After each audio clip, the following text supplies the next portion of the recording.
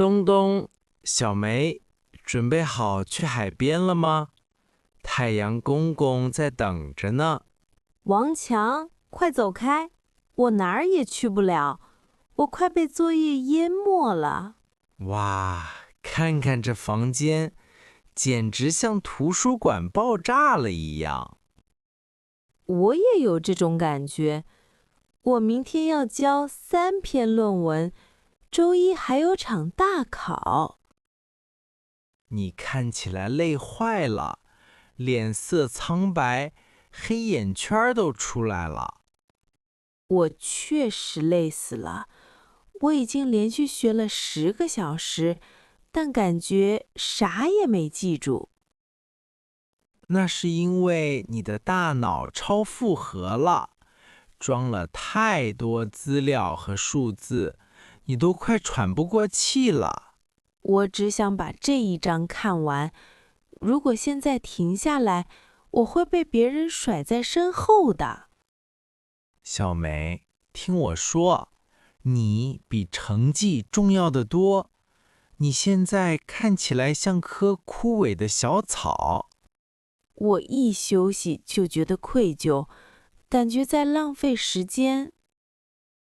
休息不是浪费时间，它是工作的一部分。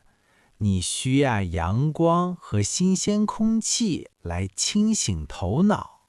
但万一我考砸了怎么办？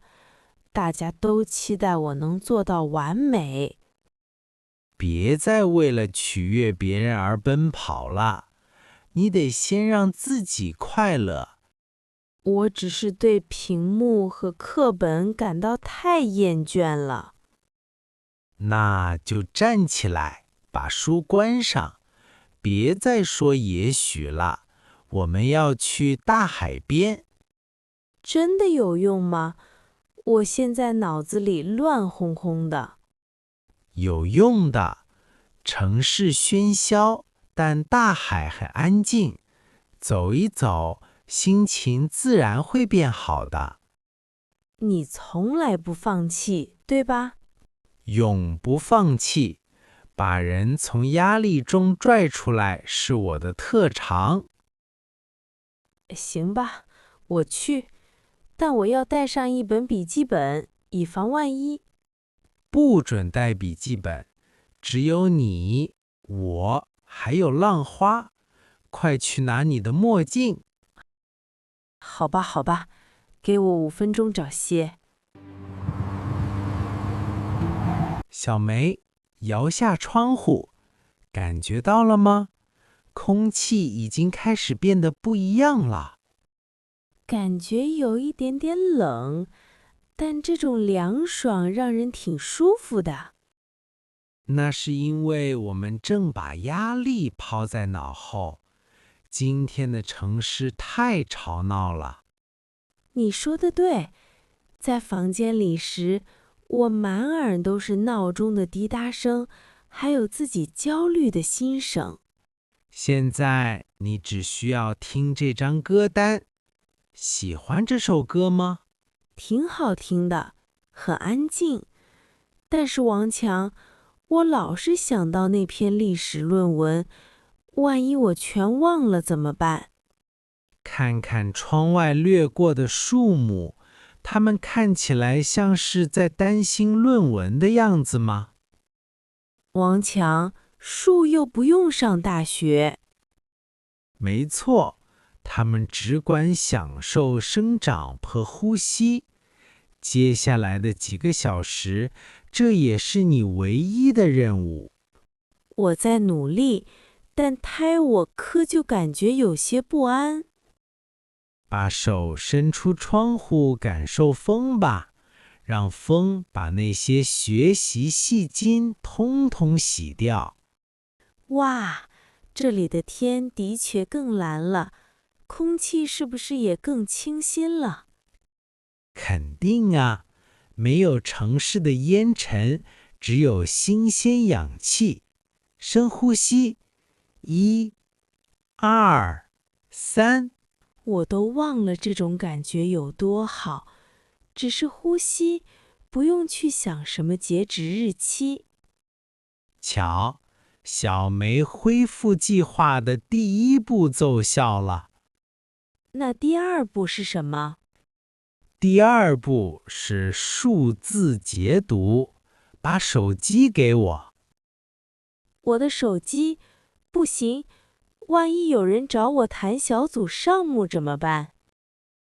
那就让他们等着。你是个活生生的人，不是24小时服务台。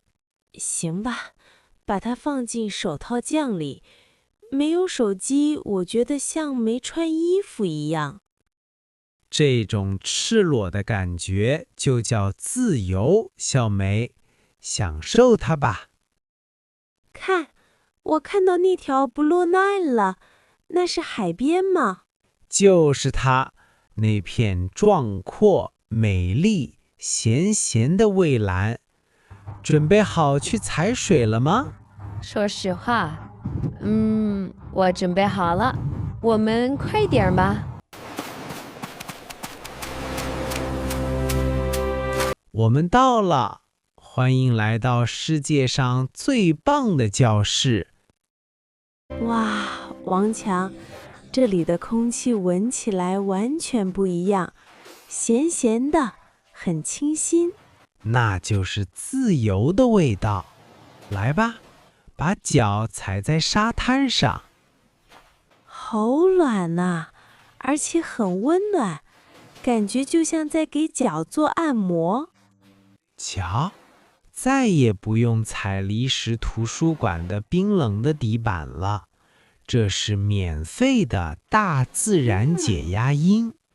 你说的对，浪花的声音好温柔，就像大海在对我阿语。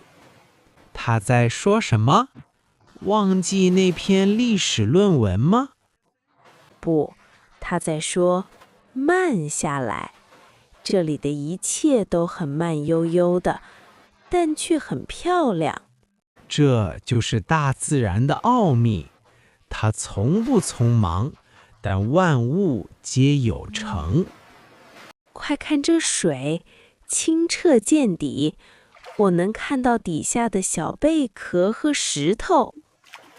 再看看地平线，海水和天空的蓝色连在了一起，漫无边际。这让我觉得那些烦恼都变小了。跟大海相比，我的作业就像微小的沙粒。这就是我带你来这儿的原因。你的大脑装了太多小烦恼，需要一点大空间。阳光洒在脸上的感觉真温暖，我都不知道自己竟然这么想念太阳。小梅，你之前简直住在树洞里，快要变成吸血鬼了。嘿，我才不是吸血鬼，我只是一个专注的学生。好吧，那你现在是海滩女孩了。看，你终于发自内心的笑了。是啊，我感觉很轻松，好像能飞了起来一样。先别飞走啊，我们还得去探索那边的岩石呢。要挑战吗？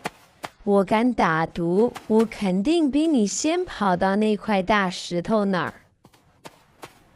王强，你追不上我的，这可比学习强多了。就跟你说吧，谁先到就决定下一个探险项目。我已经赢了，我在赢回我的生活。看看我们，简直像专业的探险家。小梅，你平衡找得怎么样？这比看起来难多了，不过我觉得我掌握窍门了，这感觉太棒了。先别滑了，停一下，让板子自己飘一会儿。哇，这真安静，没有汽车声，没有音乐，也没有人说话。没错，只有水花拍打板子的声音，哗啦，哗啦。王强，快看，这儿的水好清啊！我能看到板子下面有一群银色的小鱼。水面下的大自然也很忙碌，但那是一种安静的忙，不像你们大学图书馆。你说的对，大学里是嘈杂的忙，每个人都在争着当最优秀、最快的那个。那在这儿呢？这儿没有最优秀，鱼儿没有截止日期，海水只是静静的流淌。我感觉自己终于断网了，至少有1个小时我没去想那篇历史论文了。这可是你的新世界纪录，你应该感到自豪。我挺自豪的。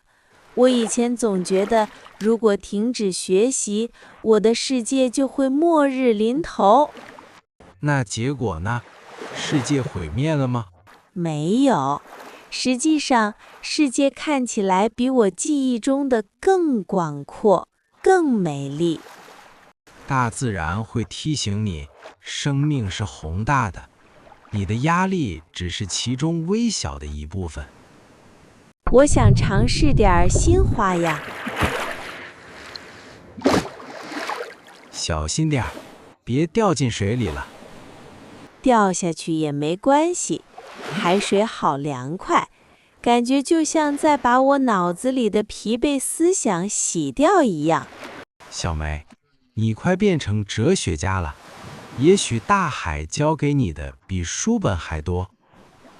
也许吧，它教会我，只是简简单单的存在也是可以的，不需要计划，不需要目标。这才是最重要的一刻，小梅，你值得拥有这份平静。谢谢你把我拽到这儿来，王强，我真的很需要这种漂浮疗法。随时封派，如果你哪天脑子又要炸了，我就再带你回大海中心。一言为定。不过现在，让我们看看能不能滑到那边的小岩石那儿。没问题，希望你已经做好了输给我的准备。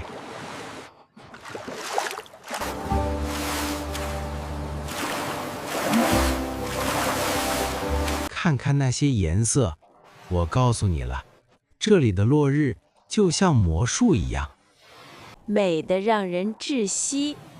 我在城里住了这么多年，却从未见过这样的天空。城里的楼太高了，会让你忘了世界原来有这么大。我现在意识到了，我以前对自己太苛刻了，忘了要温柔地对待自己的内心。那么，等我们回去以后呢？你又要变回那个学习僵尸模式吗？我希望不会，我想留住这种感觉，这种内心宁静、平和的感觉。这可不容易，城市很喧嚣，你的书本也还在等着你。我知道，但从现在起，我保证每周抽1天时间把书合上。真的能做到吗？不会又要只看10分钟笔记吧？不看，完全静下来，就像今天一样。我需要呼吸，是为了生活，而不是只是为了生存。我为你感到骄傲。当所有人都在奔跑时，能慢下来也是一种力量。王强，我很感激你，你不仅仅是载了我一程，更让我找回了对待生活的态度。哎呀，朋友不就是干这个的吗？再说，我也很需要新鲜活。快看，太阳快落山了，看起来就像一枚巨大的金币沉入水中。许愿吧。洗好了。你许了什么愿？告诉你就不会灵验了。不过，这一定跟更多的冒险和更少的焦虑有关。这一点我绝对能帮忙。准备好回去了吗？准备好了，我要回去了。但我已经不再是今天早上出门的时候的小梅了。这是我整天听到的最好的消息。我们回家吧。感谢大家今天跟着王强和李小梅一起开启这段大海之旅。这个故事提醒我们，休息并不是浪费时间，而是在忙碌的世界中寻找平衡与宁静的必要方式。在节目结束前，我想问大家一个问题：如果你像李小梅一样感到压力山大，你放松自己的第一件事会做什么呢？另外，我也很好奇大家是在哪里收看这个视频的，请留言告诉我你所在的城市或国家吧。如果你喜欢这堂英语课，别忘了点赞、订阅我们的频道，并开启小铃铛，以获取更多故事。保持善良，照顾好你的内心。我们下节课再见，先拜拜喽。